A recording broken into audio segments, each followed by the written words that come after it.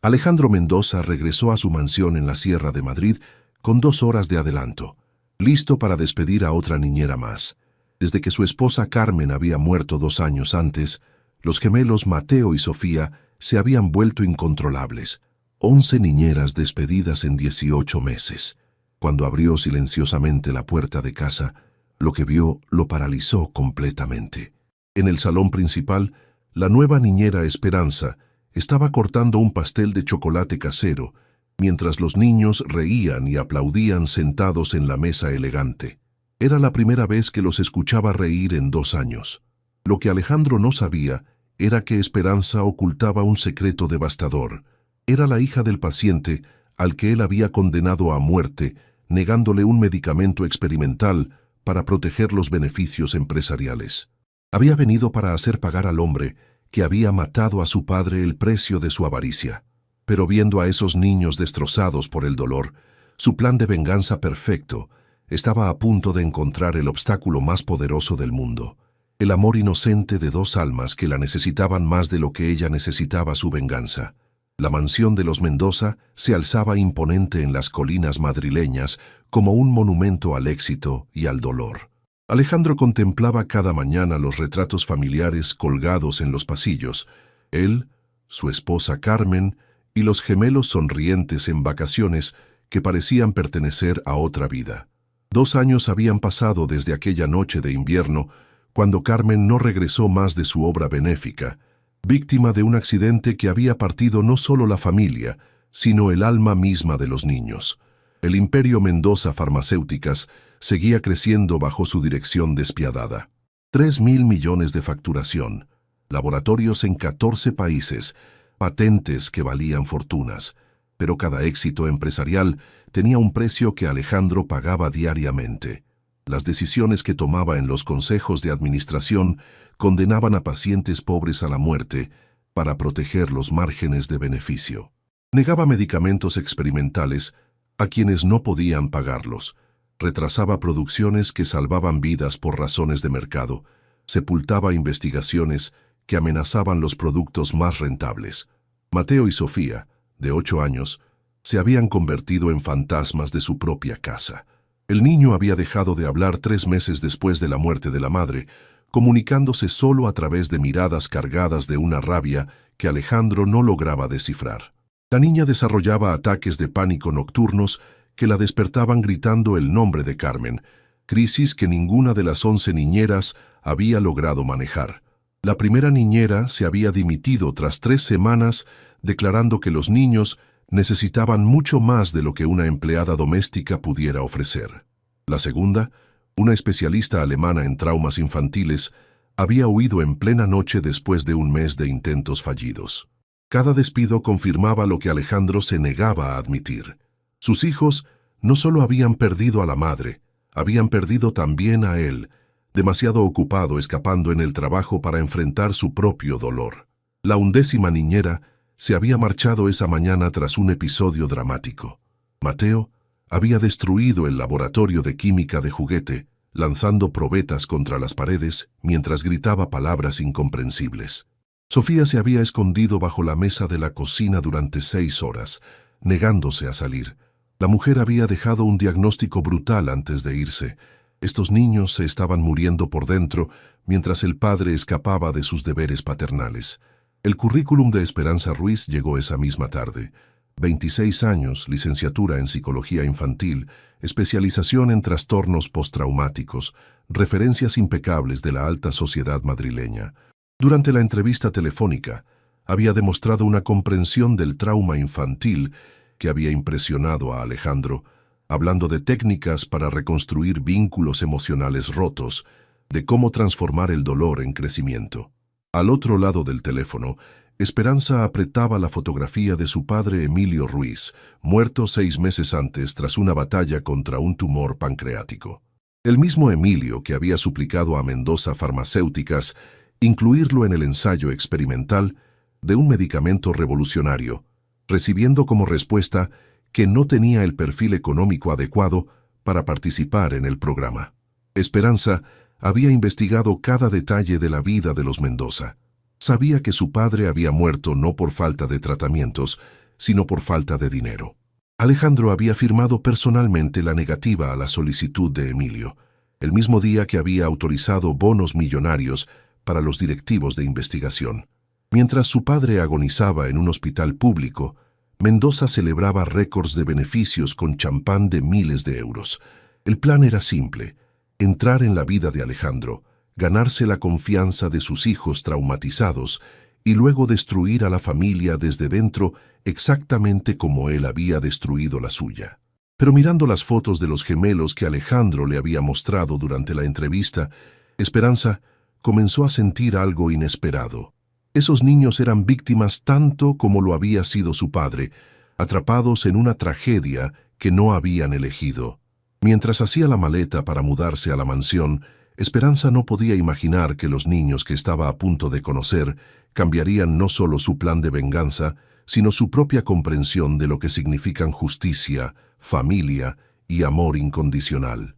Esperanza llegó a la mansión una mañana de septiembre, con el corazón blindado por el odio, y una maleta que escondía documentos comprometedores sobre Alejandro, correspondencia médica sobre la muerte del padre, pruebas de las decisiones empresariales que habían condenado a Emilio y cientos de otros pacientes a morir por razones económicas.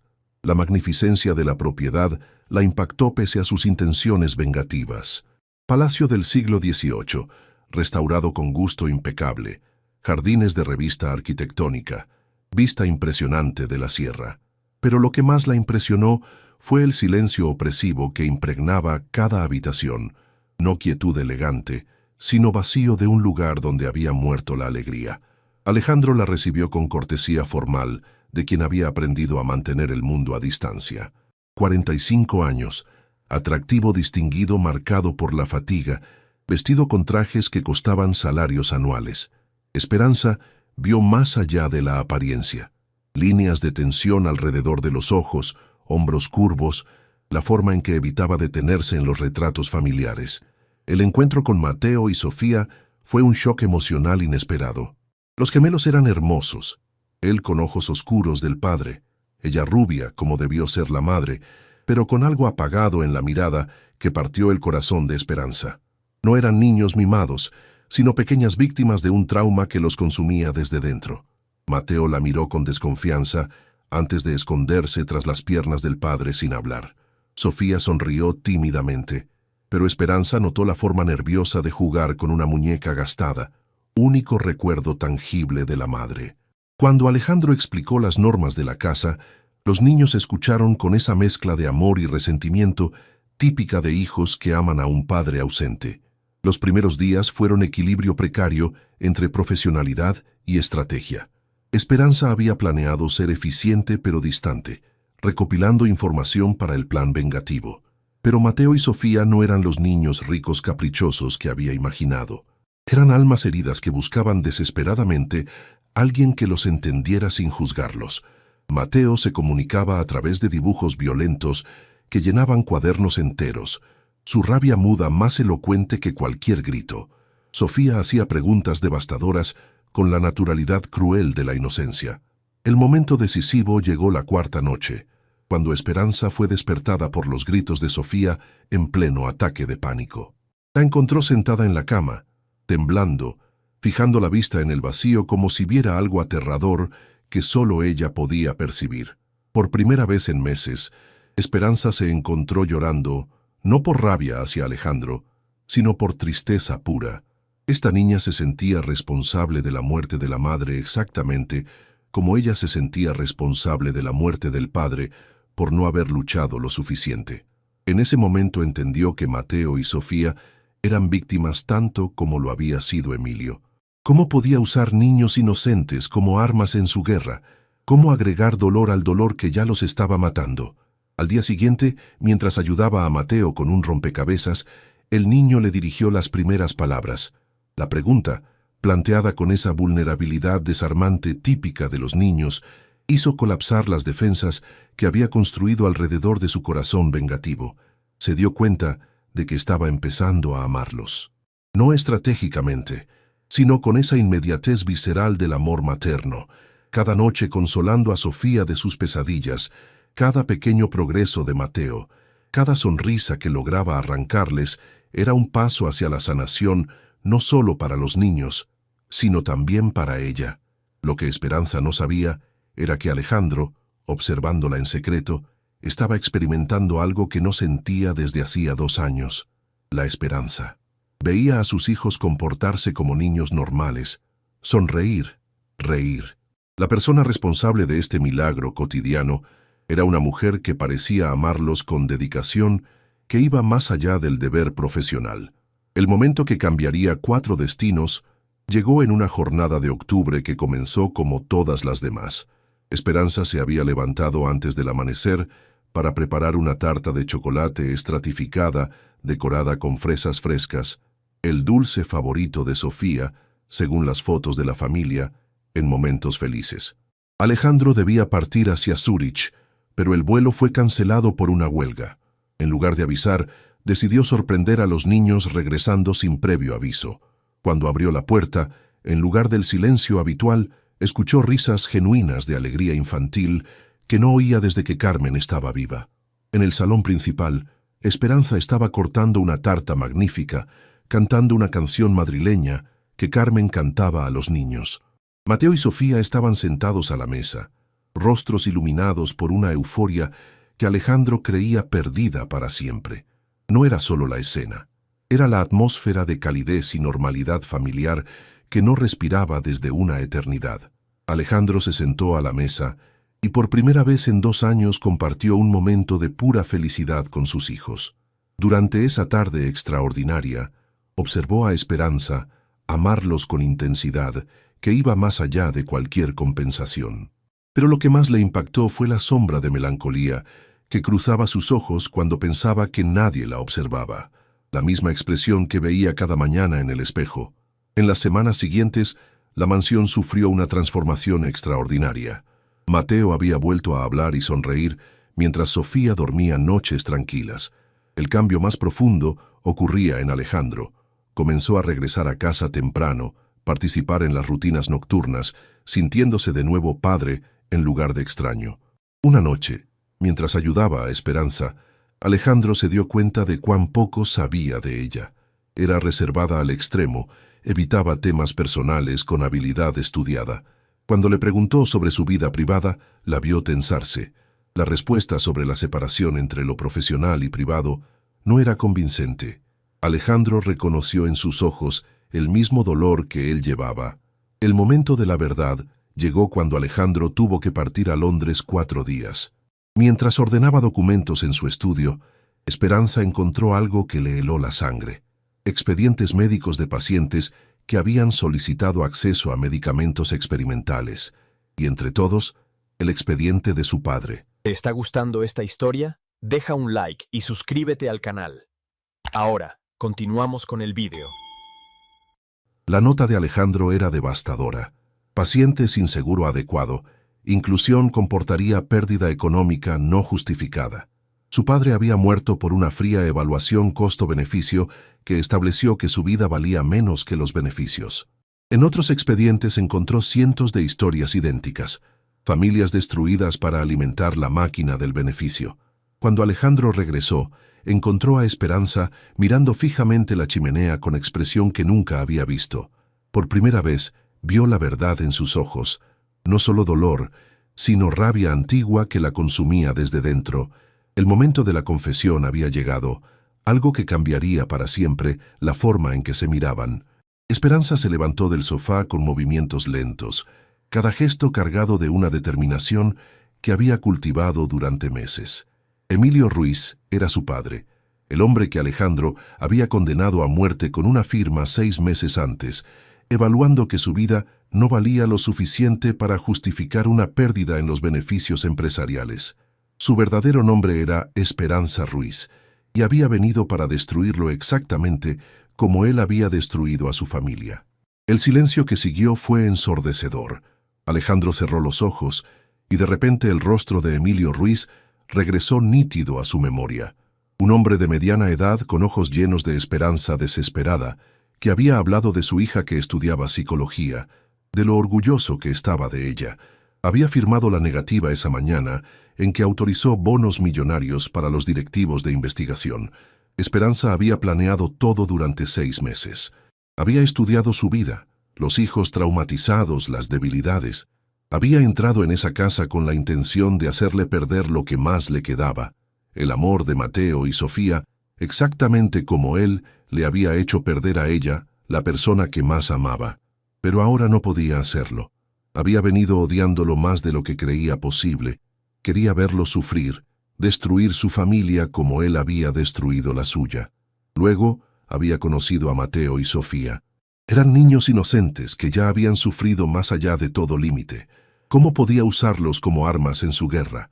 ¿Cómo agregar más dolor al dolor que ya los consumía? Sobre todo, los amaba. Los amaba más de lo que había amado a alguien después de su padre. Cada noche, consolándolos, cada sonrisa arrancada, cada pequeño progreso, se había vuelto más importante que la venganza. Su padre no habría querido que su muerte causara más dolor. Era gentil, generoso, lleno de amor. Alejandro se levantó y fue a la ventana que daba a la sierra, hombros curvos bajo el peso de la revelación y la culpa que llevaba desde años. Su padre no había sido el primero que tuvo que rechazar, no sería el último. Cada año, cientos de personas como él morían porque decidía que salvar su vida costaría demasiado a la empresa. Se giró hacia Esperanza, rostro marcado por un sufrimiento que ella no esperaba. Era un monstruo que había construido un imperio sobre los cadáveres de personas como su padre, y cada noche se acostaba diciéndose que era el precio inevitable del progreso científico. Pero cuando Carmen murió, cuando vio a sus hijos destruidos por el dolor, por primera vez entendió lo que significaba perder a alguien que amas más que la vida misma. No era excusa por lo que había hecho a su padre, a la familia, a cientos de otras familias. Pero si le servía saberlo, no pasaba un día sin pensar en los rostros de las personas que había condenado. No pasaba una noche sin soñar con los niños que quedaron huérfanos por sus decisiones. La pregunta de Esperanza llegó como un susurro. ¿Por qué su padre? ¿Por qué esa firma ese día? Alejandro respondió con brutal honestidad. Porque ese día había autorizado 50 millones para un nuevo medicamento que haría obsoleto el que su padre necesitaba. Su cabeza estaba llena de proyecciones financieras, y su padre era solo una línea en una lista de costos a eliminar. Pero si Emilio estuviera vivo hoy, Alejandro la miró a los ojos con la misma desesperación que había sentido cuando los médicos le dijeron que Carmen nunca despertaría del coma. Hoy firmaría la autorización inmediatamente, vendería la mitad de sus acciones con tal de salvarlo, porque había aprendido que no hay beneficio en el mundo que valga la vida de un padre para su hija. Permanecieron en silencio, dos personas que el destino había puesto una contra otra, pero que ahora se encontraban unidas por un dolor que iba más allá de venganza y perdón. Alejandro preguntó qué pasaba ahora. Se marchaba, contaba todo a los niños. ¿Los convencía de que su padre era un monstruo? Esperanza negó con la cabeza. No podía hacerlo, no porque él no se lo mereciera, sino porque Mateo y Sofía no merecían perder también al padre, después de haber perdido ya todo lo demás. Pero tampoco podía seguir fingiendo no saber quién era realmente, continuar trabajando para el hombre que había matado a su padre como si nada hubiera pasado. La propuesta que hizo sorprendió a Alejandro. Quería que cambiara. Quería que usara su poder para salvar en lugar de matar. Quería que la muerte de su padre sirviera al menos para transformarlo en algo mejor. Era una petición imposible, utópica, contra todo lo que había construido en su carrera. Pero mirando a esta mujer que había amado a sus hijos cuando él no podía, que había traído luz a una casa destinada a la oscuridad eterna, Alejandro sintió algo moverse que nunca había experimentado antes. No era solo remordimiento, era la posibilidad de una redención que nunca había creído posible. Si lo lograba, si transformaba la empresa en algo que salva en lugar de matar, ¿se quedaría? ¿Seguiría amando a sus hijos como los había amado hasta ahora? Era la pregunta desesperada de un hombre que finalmente había encontrado algo por lo que valía la pena luchar. 6 meses después de esa noche de confesiones y promesas, la mansión había sufrido una transformación que iba más allá de arquitectura y decoración. Alejandro había cumplido cada promesa hecha a Esperanza, revolucionando la filosofía empresarial de Mendoza Farmacéuticas.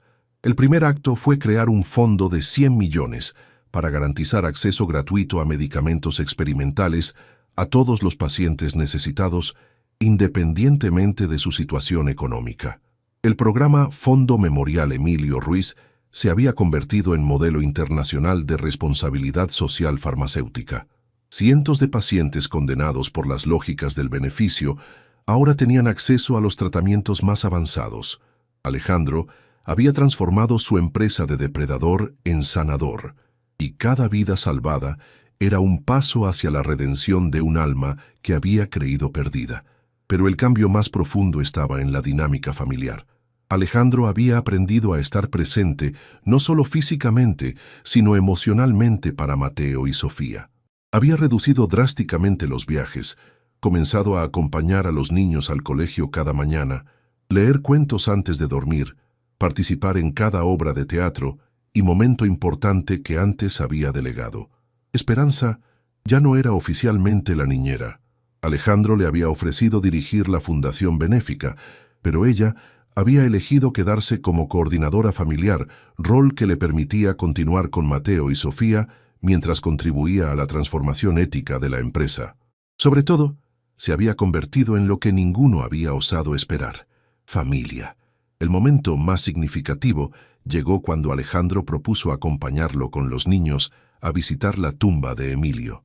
Era una jornada de primavera luminosa y nunca había visto a Alejandro tan nervioso por una iniciativa que involucrara a sus hijos. Esperanza lo tranquilizó. Su padre había sido maestro de primaria que amaba a los niños más que nada. Saber que Mateo y Sofía eran felices, amados, crecían en una familia que ahora usaba el poder para salvar en lugar de destruir, lo habría enorgullecido. En el cementerio de la Almudena, mientras los niños jugaban entre los jardines floridos, Alejandro y Esperanza permanecieron en silencio ante la lápida de mármol blanco. Alejandro se arrodilló colocando lirios blancos, las flores favoritas de Emilio. Las palabras que susurró eran de un hombre que había aprendido que no hay beneficio que valga la vida de un padre para su hija. Esa noche, mientras acostaban a los niños juntos como hacían cada noche, Sofía hizo una pregunta que los sorprendió. La respuesta diplomática de Esperanza sobre los sentimientos familiares fue recibida con entusiasmo por los niños que querían que se quedaran siempre juntos para tener de nuevo una familia completa.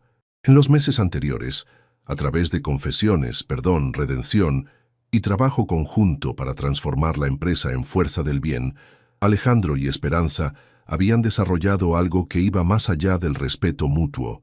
Era amor maduro, construido sobre la comprensión del dolor y la voluntad de construir algo hermoso de las cenizas de la tragedia. Un año después, cuando los gemelos cumplieron 9 años, organizaron una fiesta que celebraba todo lo que habían superado juntos. Esperanza había perfeccionado esa tarta de chocolate que había marcado el inicio de su sanación colectiva, y Alejandro había invitado a todas las personas que se habían convertido en familia extendida, empleados de la empresa transformada, pacientes salvados por el Fondo Emilio Ruiz, amigos que los habían visto renacer. Durante la fiesta, mientras observaba a los niños correr felices por el jardín, Esperanza pensó en su padre y sintió una paz profunda. Emilio no había regresado, pero su espíritu vivía en el amor que llenaba esa casa, en la alegría de niños que habían aprendido que de las tragedias pueden hacer algo maravilloso, en la empresa que cada día salvaba vidas en lugar de contar beneficios. 2 años después, en el jardín con vista a la Sierra de Madrid, Alejandro y Esperanza se casaron en ceremonia sencilla pero emotiva. Mateo llevó los anillos, Sofía esparció pétalos por el pasillo, y en el altar había fotos de Emilio y Carmen, los 2 ángeles guardianes que habían hecho posible ese milagro de amor nacido del perdón. Hoy la mansión resuena con risas infantiles, proyectos familiares, conversaciones sobre la fundación que ha salvado miles de vidas en el mundo. En el salón principal, junto a los retratos familiares, hay un cuadro de 4 personas bajo un arco iris, pintado por Mateo para el aniversario del primer encuentro. Es el símbolo de una familia renacida no por la sangre, sino por la elección de transformar odio en amor, venganza en redención, tragedia en esperanza, Cada noche, cuando se reúnen para cenar en el comedor que una vez fue teatro de silencio y dolor, saben que Emilio está allí con ellos. No en el remordimiento que había causado su muerte, sino en la alegría que ha hecho posible el renacimiento, porque las familias más hermosas no nacen de la perfección, sino de la capacidad de perdonar lo imperdonable y construir juntos un futuro que honra a los muertos a través del amor por los vivos.